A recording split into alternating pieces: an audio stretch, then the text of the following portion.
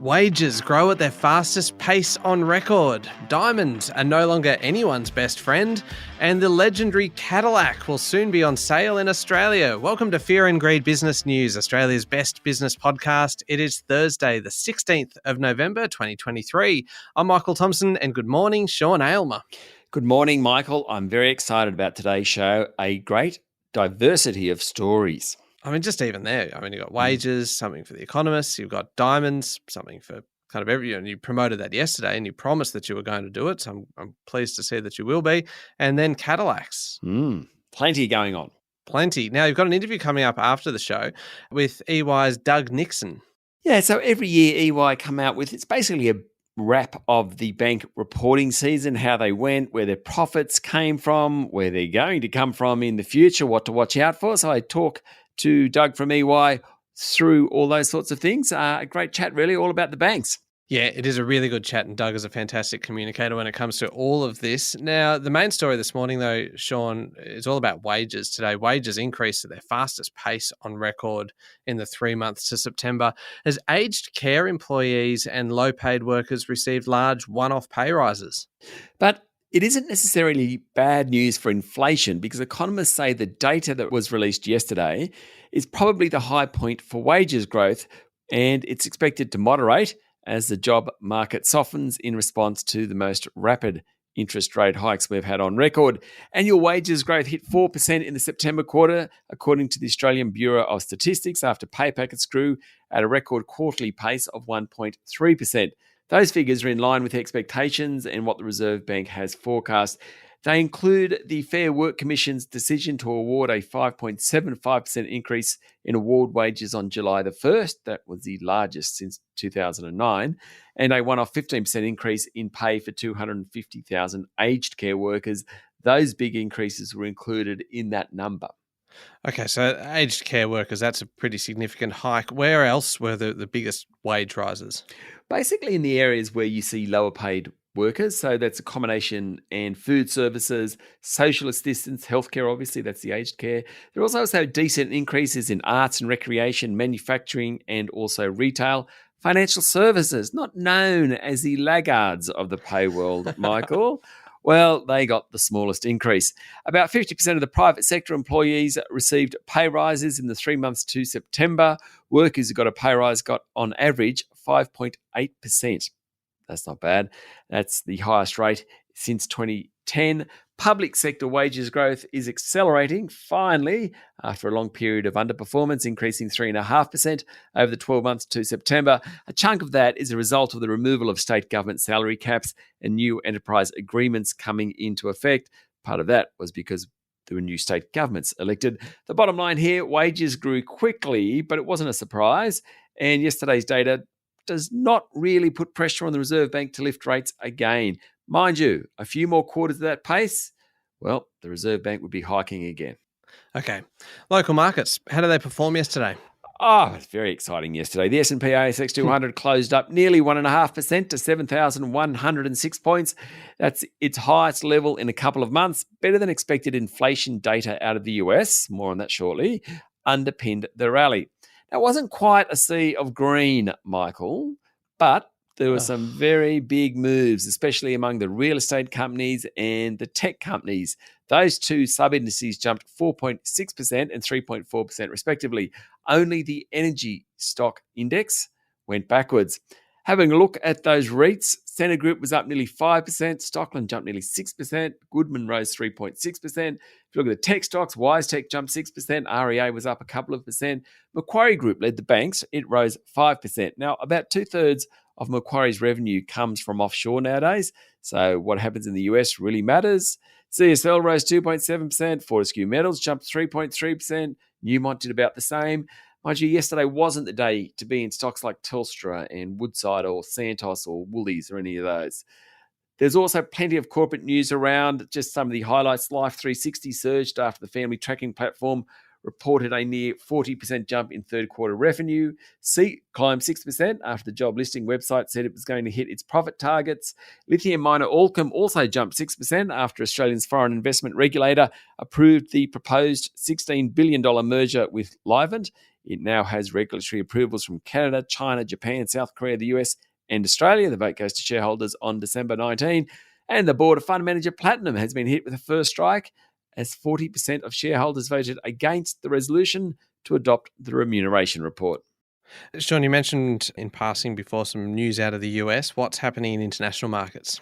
Well, it's all about inflation. Now, oil's up a bit, gold's up a bit, iron ore futures are at their highest level since March, and the Aussie dollar is back, trading above 65 US cents, and that is all about US inflation figures. They came out on Tuesday night, Aussie time, and the pace of headline inflation fell from 3.7% to 3.2%. Core inflation, the reading it takes out volatile items, fell to 4%. Now, that's the lowest reading in 2 years. That slowdown is more than markets expected, and a strong reason why the US Federal Reserve won't lift interest rates again. Financial markets have now priced in a cut in the US rate in the middle of next year. So with the Fed more likely to be on hold and still a chance that the Reserve Bank will lift rates locally, the Aussie dollar jumped. Sean, yesterday, goodness me, I don't know what I'm getting myself in for here, but we talked about the diamond market, and it's not something that we've really talked a huge amount about on Fear and Greed, but it sounds fascinating. It sounds very glamorous and very exciting. And you said that you would be providing us all with a lesson today in diamonds. Yes. And somehow, I suspect, sucking all of the fun out of something that is supposed to be quite enjoyable. So please, get on. No, you know what? I'm going to give you the benefit of the doubt. This could be exciting. What an intro. You are quite the warm-up man, aren't you? Yeah, I really am. What I'm trying to do is lower expectations here, Sean. Yes, I like it. I'm setting a low bar, maybe one that you can just step over. Okay, so prices have been tumbling. Diamond prices have been tumbling since the end of COVID. Prices of uncut gems are down about 35%. Now, the diamond market is very unusual. It's closely held, like South Africa's De Beers is easily the biggest player. Normally, buyers go to their sales, basically take whatever De Beers offers. But what's happened? Consumer demand has fallen off a cliff. Well, it's not really off a cliff, but it's really fallen sharply. All of a sudden, inventories are growing. All these buyers have all these diamonds that they haven't sold from previous sales. So while diamonds were pretty much everyone's best friend during the pandemic, plenty of people buying them, now they're struggling to find a mate anywhere. Another major player, Russia's Alrosa, has cancelled sales for the past 2 months. Very, very unusual. The market in India, which is massive, has a self-imposed halt on imports. The biggest market for diamonds is the US, and of course that economy is slowing. The Chinese property slump has affected that market. To make things worse, the lab-grown diamond industry has started making major gains in a couple of key segments. One of those segments are millennials. In fact, not real sure whether millennials are just happy with the lab-made diamonds or the real stuff, it seems. According to Bloomberg, at a recent De Beers sale, the total amount of uncut gems sold was less than 20% of normal levels. Sales at luxury giant LVMH have been very disappointing. Tough times in the diamond market. Michael? Sean, your diamond story was really quite engaging. Oh, nice. Yeah. That's very good. Yeah, there you go. I brought a bit of sparkle to it there, didn't I? You certainly did. Goodness me. All right. Thank you, Sean, for the lesson in diamonds. That was very, very educational. You are most welcome. All right. We'll be back in a moment with the rest of the day's business news.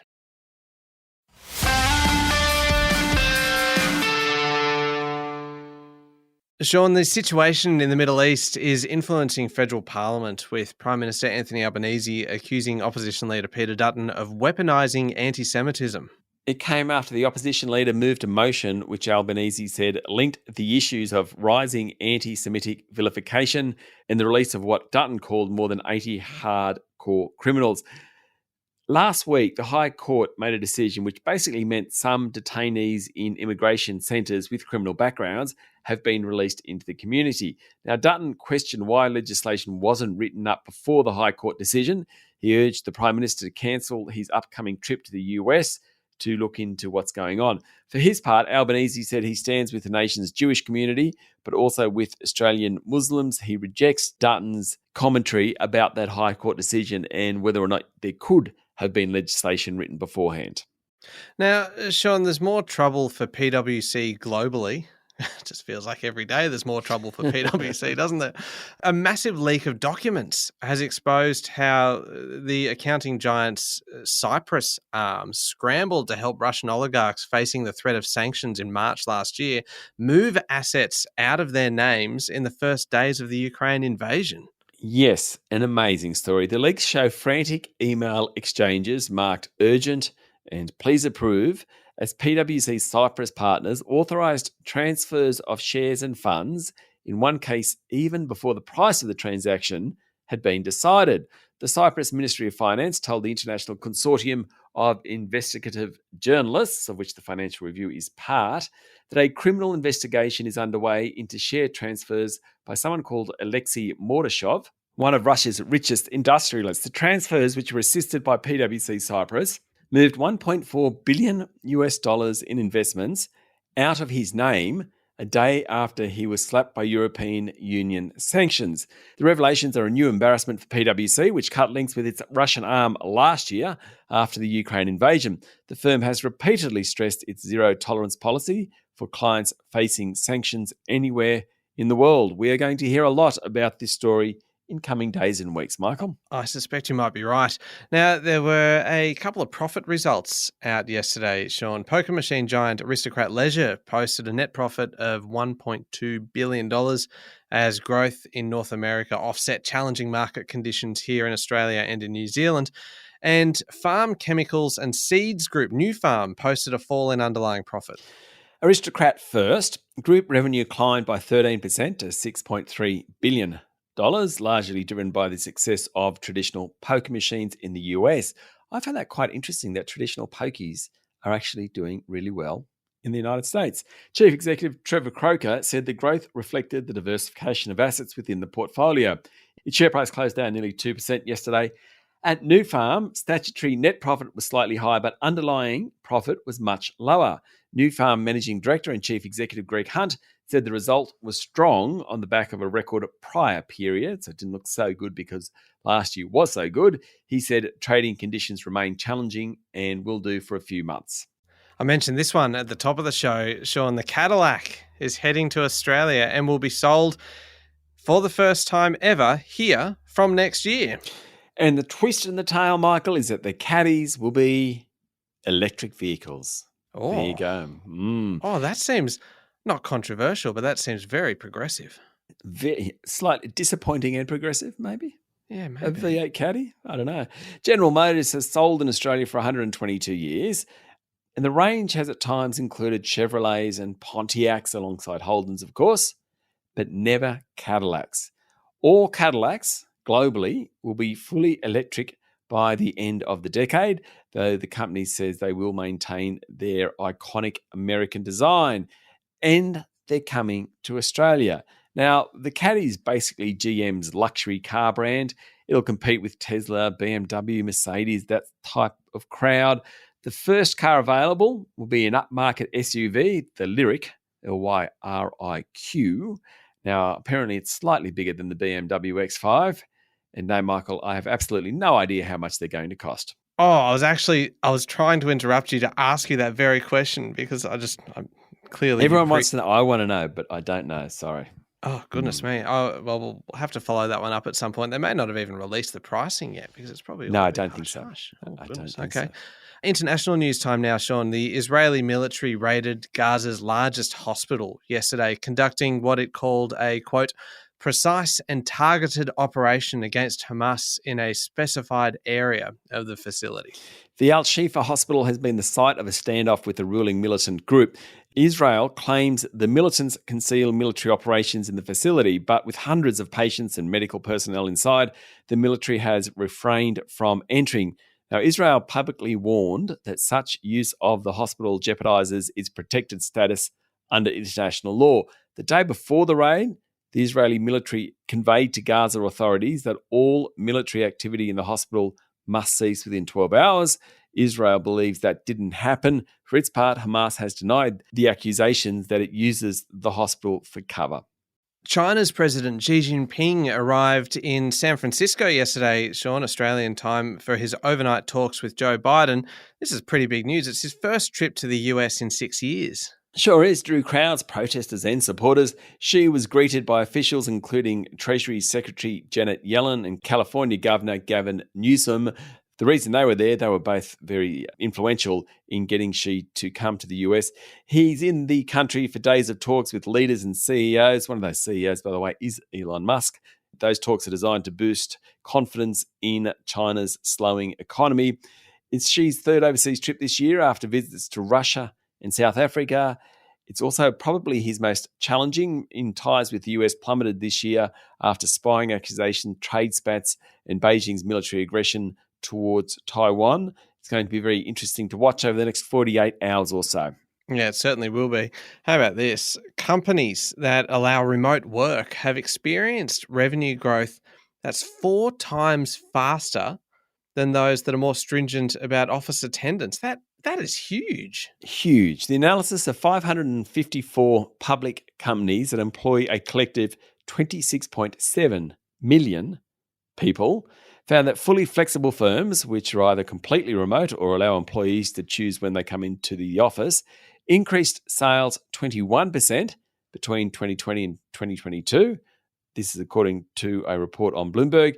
That compares with 5%, so 21% against 5% growth for companies with hybrid or fully on-site workforces. Now, the study by Flex Work Advisors, Scoop Technologies and Boston Consulting Group included companies across 20 sectors from technology to insurance. Among the companies that did require at least some office attendance, those that came in for a few days a week boosted sales at twice the rate of those in the office full-time, according to the survey.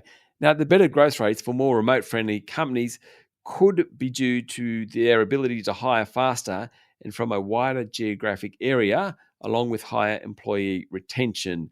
That's what the report suggests. Okay, up next is the Fear and Greed Daily interview. You're speaking today with EY's Doug Nixon. Yes, the bank's reporting season is over. They made $32 billion over the last 12 months or so. We asked Doug about that, where they made money, where things are going. Doug has done a wrap of the banks for quite a few years now, so it's well worth a listen. Yeah, it is a really good chat. It is coming up next in the Fear and Greed playlist on your podcast platform or at fearandgreed.com.au. Thank you, Sean. Thank you very much, Michael. It is Thursday, the 16th of November, 2023. Make sure you're following the podcast and please join us online as well on LinkedIn and Instagram, X and Facebook. I'm Michael Thompson and that was Fear and Greed Business News. Have a great day.